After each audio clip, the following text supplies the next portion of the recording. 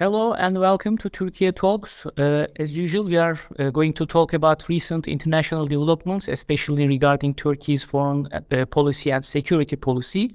I'm joined by Kadir Üstün and Kılıç Burak Kanat from the US. Welcome all. Hi, Paul. Thanks for having us. Let's talk about the most recent development in Turkish-US relations, which is related to Turkey's demand for F-16s, fighter jets. There was a Senate, a Congress actually decision voting on that. We are going to see a final resolution in the coming weeks. Most recently, the United States Congress, the Senate, removed two important articles, actually important clause in the sale, which is related to Turkey's relations with Greece. What is the meaning of that? Why the US has changed its attitude, which would, in a way, put Turkey's purchase in difficulty? What is the reason for that? Maybe, Kılıç, you can tell us more how the US decided to change its attitude towards Turkey. I think in regards to F-16, I think it is not a change in the decision. As you may recall, since the beginning, since the first meeting actually between President Erdogan and Biden in alongside NATO summit in Brussels in 2021, there was a understanding that Turkey will get F-16s, and then there was a letter of request, and the technicality of the process continued. But each and every summit between President Biden and President Erdogan, including the last meeting in Madrid alongside G20, it was NATO as well, NATO summit. There was always Turkish insistence that this process should move forward, and Biden administration supported the process. Actually, after that meeting in Madrid, President Biden announced that he will support Turkey's request to purchase F-16s from Turkey, but from US. But there were an impediment here, and this is a classical impediment since the beginning of the formal relations between two countries. There has been significant issues in regards to congressional review of these weapon purchases.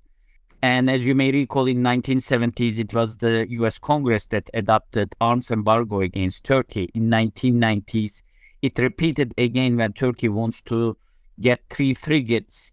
And especially in 2000s, there was multiple instances of Turkey is trying to get not only weapons, but weapon parts from US. And in each and every instance, it was blocked by the Congress. So there was a concern among Turkish foreign policy makers in regards to this process as well. Because of that, Ankara was cautiously optimistic after Biden's support for F-16s.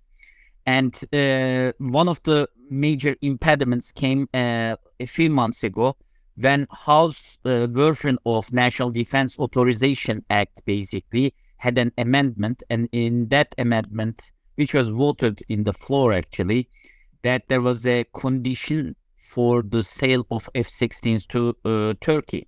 And that condition it was related to Greece. Last week, in the very last minute, because we were expecting National Defense Authorization Act voting, probably it is a huge budget actually, defense budget of the United States, voting this month, but it was postponed to next month due to the elections in November. In the very last minute, there was 2 resolutions, one from Senator Van Hollen and the other was from Senator Menendez. And these amendment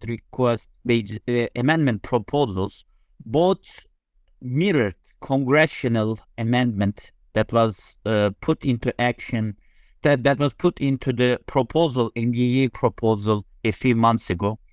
And both had F-16, the sale of F-16s would be conditional to the Turkish relations with Greece, especially in regards to the Asian Sea. And in the very last minute, we learned yesterday that those two amendments were removed from the NDA text, which means that there will not be a condition, at least right now, there will not be a condition for the sale of the purchase of F-16s at this point. It will not be part of NDAA. So this is a good news in the short term, but in the longer term, I think we need to be continuously cautious about this optimism, because there is always the possibility of some of the congressmen, especially the 4 congressmen, chairmen and ranking members of House Foreign Affairs Committee and Senate Foreign Relations Committee, they have the right to put a hold on sales, the arms sales to another country. So at this point, it is a good news for Turkish-American relations, because I don't want to go into the history of F-35 and its implications to Turkish-American relations, but National Defense Authorization Act since 2018 has been each and every National Defense Authorization Act has something related to Turkey. 2022 didn't have it, but both 2020, 2019 and 2021 had important amendments included to the text, which generated a significant crisis between Turkey-US relations.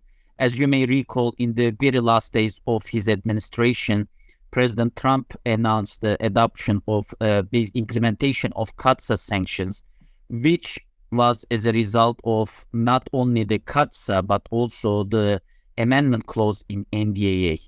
And in 2019, Turkey was removed from the F-35 program, partly because of the NDAA amendment again, requesting Department of Defense to release a report in 90 days in regards to the relation between S-400s and F-35s.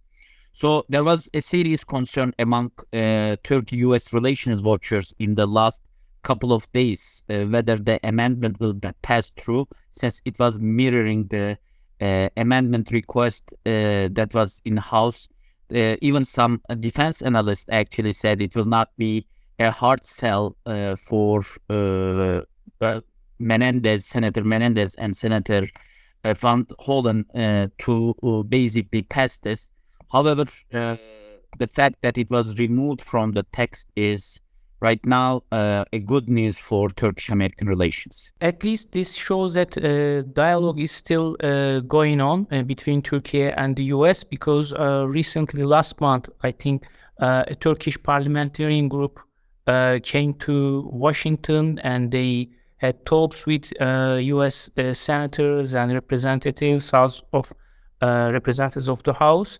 So there are issues that Turkey and the US can work together. There are still disagreements over several issues.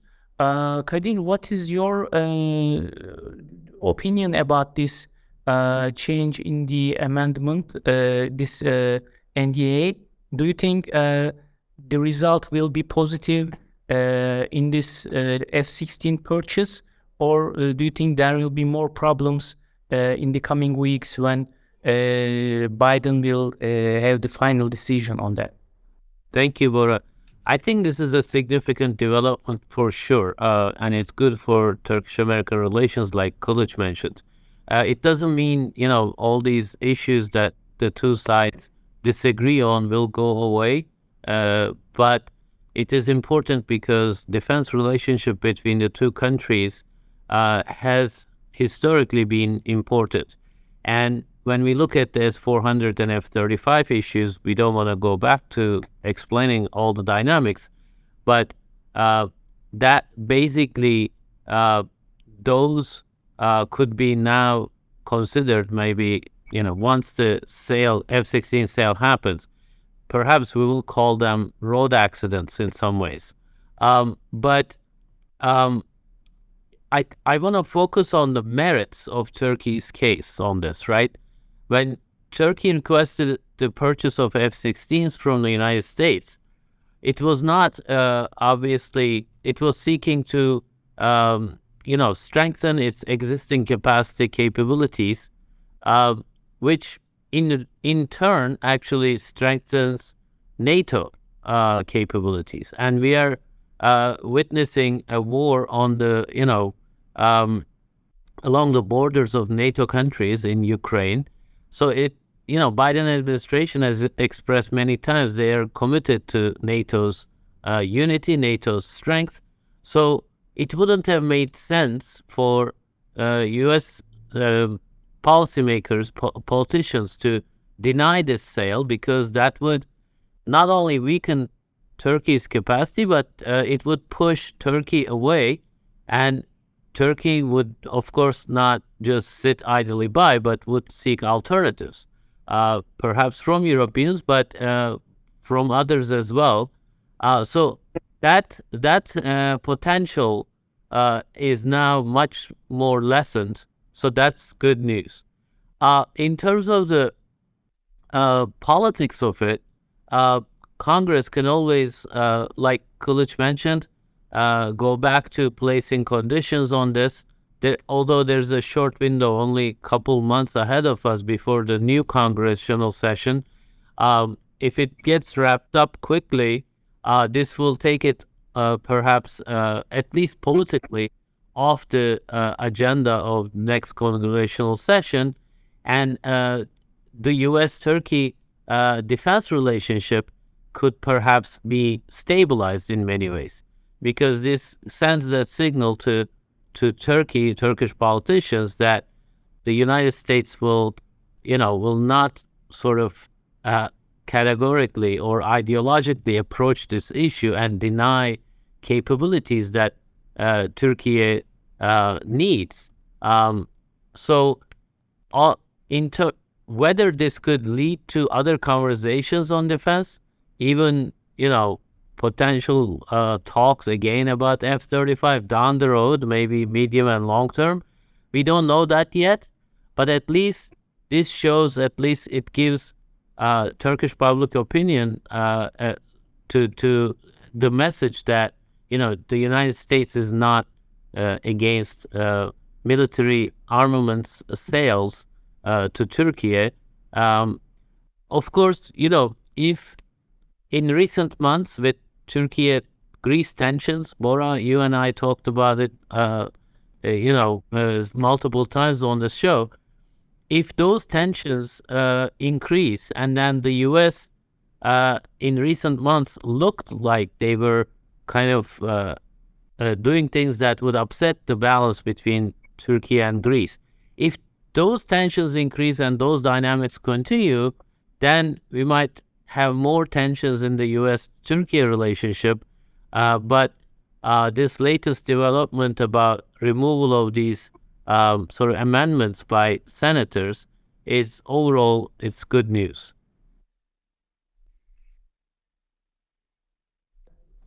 Well, do you think, it's part of the story, but I think this F-16 issue is very much related to Turkish-Greek relations, and we have seen Greek provocations recently, especially in the Aegean Sea.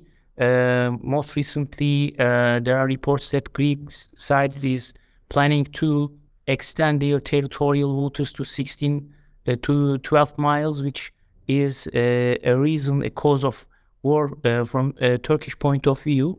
While Greece is doing all that, we see that the United States is giving Greeks whatever they ask for. They are building bases, and even again there are reports that the US will open a base in southern Cyprus, which will actually add more fuel to this escalation. Do you think this decision about F-16s, the change in the attitude, will also have impact on Turkey's, Turkish-Greek escalation? Do you think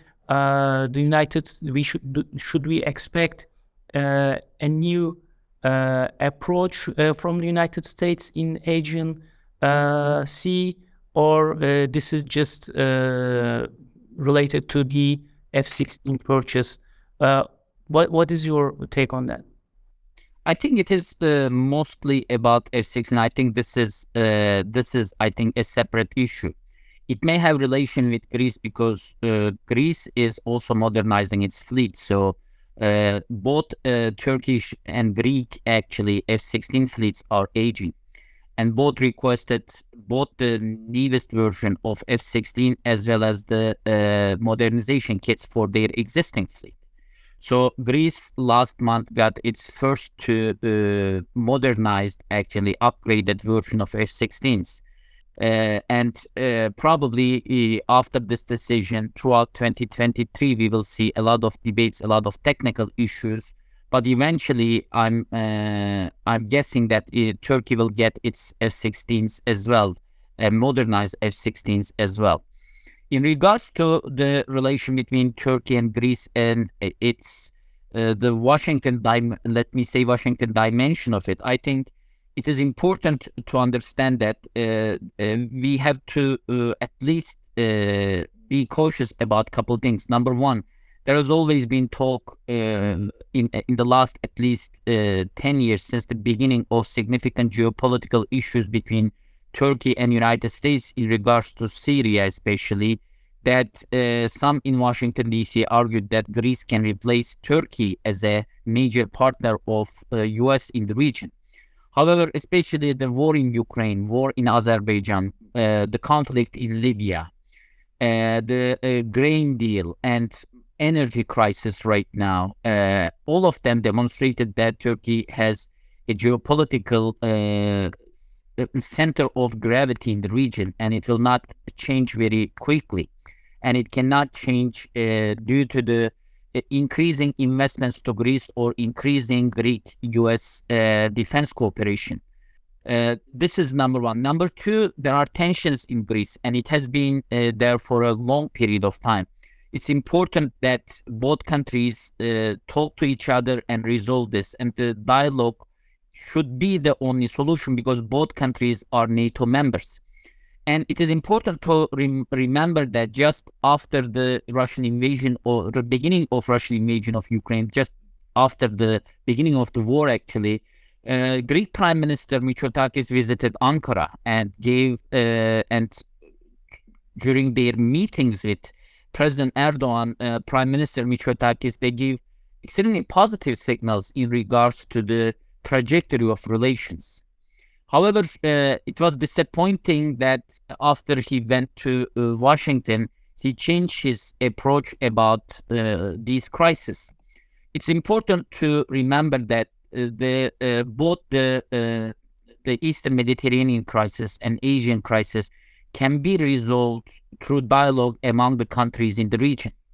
And both the energy resources in Eastern Mediterranean and the geopolitical significance of the Asian Sea right now can generate a win-win situation for these countries. Bringing third parties back in doesn't bring any good for this question, actually.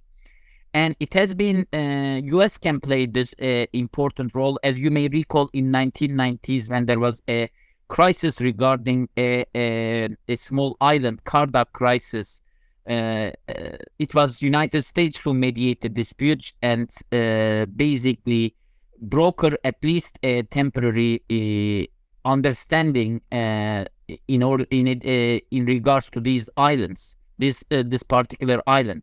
I think there is a constructive role that US can play here, but US should be a neutral arbiter when it approach to this issue, instead of being seen, at least in Turkey, part of a kind of a much more following at least a much more pro-Greek attitude.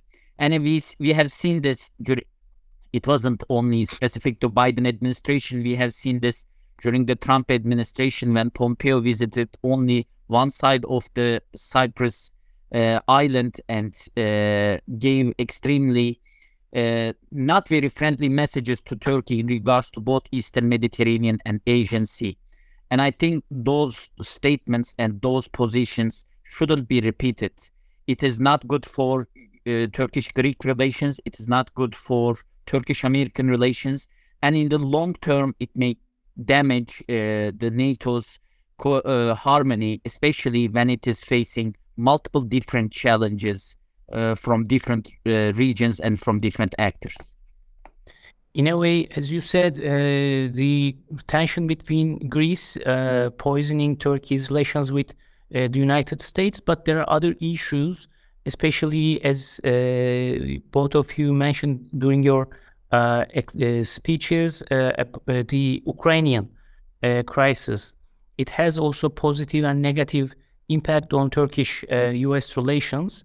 On the one hand, Turkey is maybe the only country which was able to counter Russian power in the region, in Libya, in Karabakh, in Syria, in other places, while Turkey also continued its dialogue. And it's a very important part of Turkish diplomacy.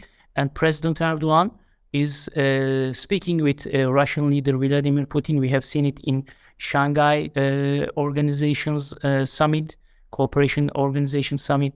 In Kazakhstan, again, the president has met with Vladimir Putin, and there was an interesting opening from a Russian leader about the energy crisis in Europe. So Turkey is also playing an important role, and even he suggested that Turkey can, a new energy center can be built in Turkey, which is very important, and it was headlines all over Europe. So how do you think this can have an impact on Turkish-US relations, Kadir? I mean, Turkey's role in Green Deal, in energy, in other cases, while the United States probably understands the importance of Turkey in this region, but also creating problems in supplying arms when Turkey need.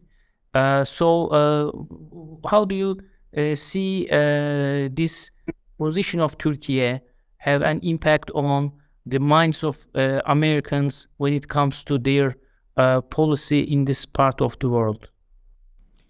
Well, of course, ever since the beginning of this war, part of the problem has been the European dependency on Russian energy sources. And with, many European countries and the United States leading that effort, trying to find other sources of energy, including, American companies exporting energy to Europe. And just a couple days ago, this deal between Israel and Lebanon was announced about, the offshore fields in off of Lebanese coast. This might also be related to it. There is a general, obviously, energy crisis in Europe, and Europe is seeking sources from all around the region. Mediterranean has become important, partly because of that, Eastern Mediterranean. Then, the gas sources, energy sources from the Gulf has become important too. And Turkey is already the country that, several important pipelines from Central Asia and from Russia are going through. So I think while Putin's game might be to squeeze, Europeans on the energy front so that they would perhaps push Ukraine to some sort of a deal where Ukraine would give up a part of its territory, that might be his game. But the United States-US game is to, supply enough energy sources to Europe so that European politicians will be in a more comfortable position about pressuring Russia. Of course, Turkey has not joined the sanctions. It remains an important energy hub. So it will have a critical role. And I think part of the reason that, F-16 deal is going through is what Kılıç said, what you also mentioned, that, recognition that Turkey is important on a number of major policy issues, major foreign policy issues. So you cannot simply ignore Turkey, and you can certainly not substitute Turkey with Greece. So I think there is that recognition. So from Washington, though, like this F-16 deal, the Biden administration, supported it, perhaps lobbied Congress behind the closed doors, but we still need, I think, a more robust conversation between Turkey and United States. With reference to the Ukraine war, I feel like Biden administration could have done a lot more by talking to Turkish politicians. They have focused on Europe, they have focused on European security, but they could, I think there's a lot more that can be done, especially those deals Turkey has already achieved through its diplomacy, that attests to that fact. So Turkey is a very important interlocutor. It's already it's hard to call it energy hub, depends on your definition, but it's an important country in terms of energy flows into Europe and elsewhere. So I think Washington politicians must keep those in mind when they're looking at issues related to Turkey. Bora, maybe you could quickly mention how this news was perceived and received in Turkish media. Well, this F-16 subject is very important, not only as a security problem, but also it's one of the signs which people make judgment about the future of Turkey's relations with the United States.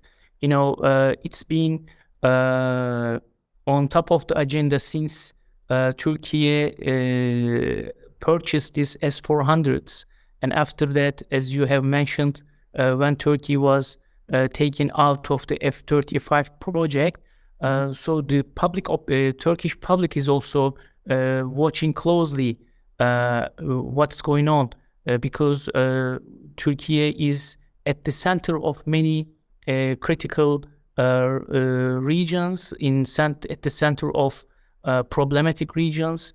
There is a civil war going on in Syria for the last 10 years, the war in Iraq, 15 years, maybe more. Also this recent incident in Ukraine. So Turkey feels the heat from the neighbors. Also the terrorist actions against Turkey for the last couple of years, although Turkey has been able to stop these terrorist activities. So security and the survival of the country is a top story, especially for the last 6-7 years. Also remember what has happened in 15th of July. So and the attitude of the United States when Turkey faced security threats, most people in Turkey is looking to Turkey's allies, how they behave. Do they care about Turkey's security? So when it comes to this F-16 issue, this is taken very serious. And after this decision from the US senators, the removal of these two clause which binds Turkey's purchase of F-16s with its relations with the Greece.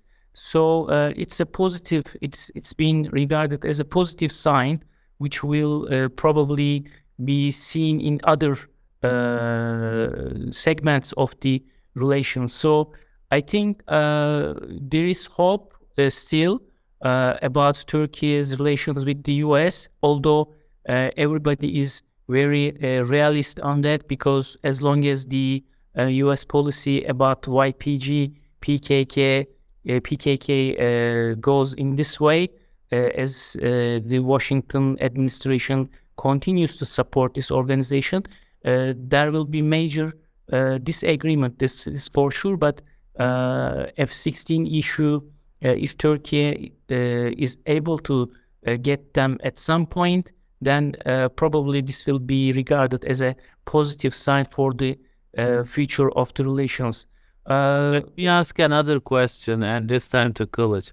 Kılıç, F-16. Can I add something before that? I think it is important for the US lawmakers and to understand that Turkish public is extremely sensitive about the defense industry cooperation issues. It is partly because Turkey has been achieving a lot of success in this field, and secondly, that especially after F-35 disappointment, there is an increasing sensitivity among Turkish public in regards to weapon sales from the United States.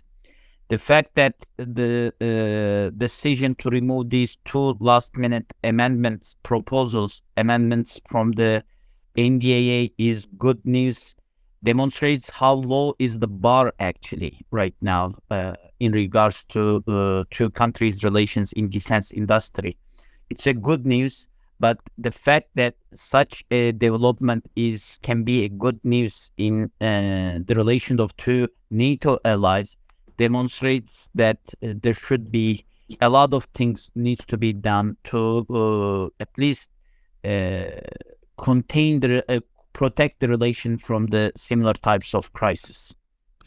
Kılıç, my question is actually related to this. I mentioned something about potential future conversations. How do you see that likelihood about, F-35s? F-35s, many countries want to buy it. Greece wants to buy it, and it's the next generation, plane. And if certain countries acquire them from the United States, then they have an advantage in terms of capabilities.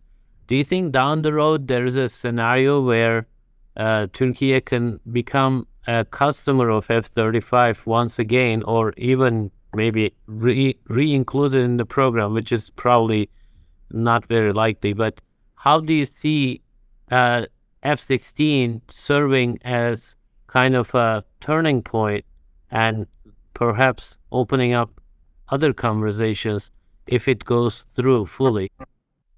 So now it is important to remember that Turkey was one of the partner countries to F-35 program. And a lot of parts of F-35, including central fuselage, was manufactured by Turkish companies in Turkey.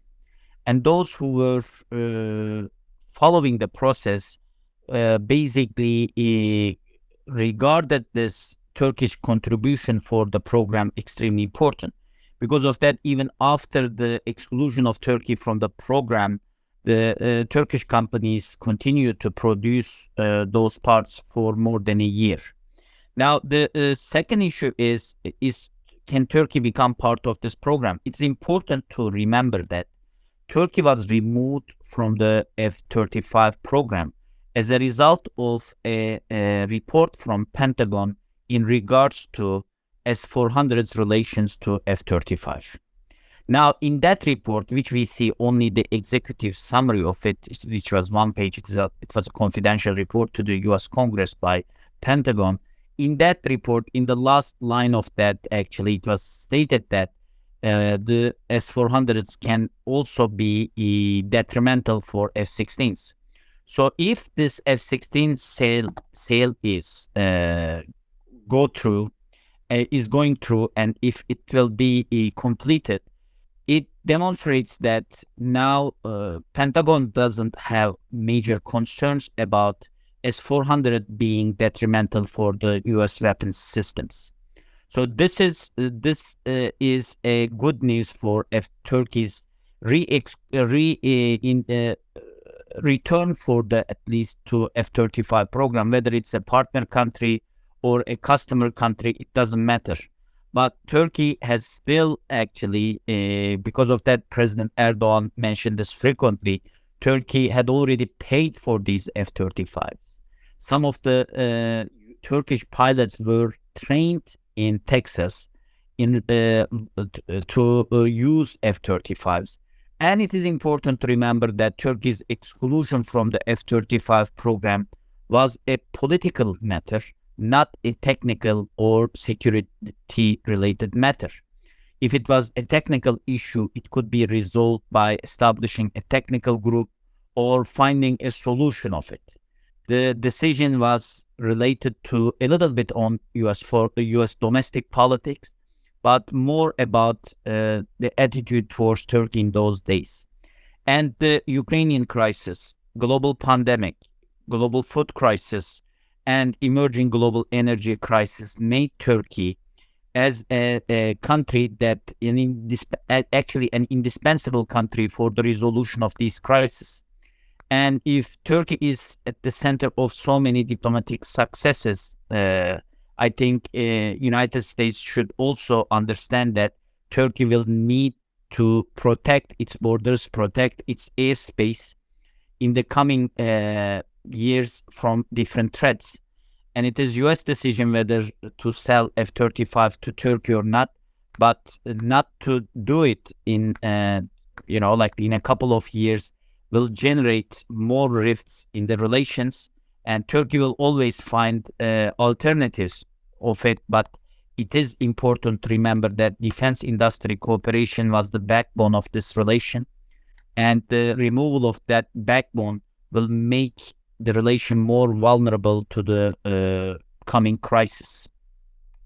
Yes, I mean, as you said, Turkish people actually very sensitive to defense issues, and most people are very suspicious about US intentions, and very rightly so, because of the recent developments after the coup attempt and YPG issue. So when it comes to F-16s, most people are judging the intentions of the US, whether it will stay as an ally or they have other thoughts, and this is being discussed in Turkish televisions every night for hours. So I think this is a very important case to see the future of the relations. Kılıç, Buğra, Kanat, thank you very much. Kadir Üstün, thank you very much. So we came to the end of this program. Hope to see you next time.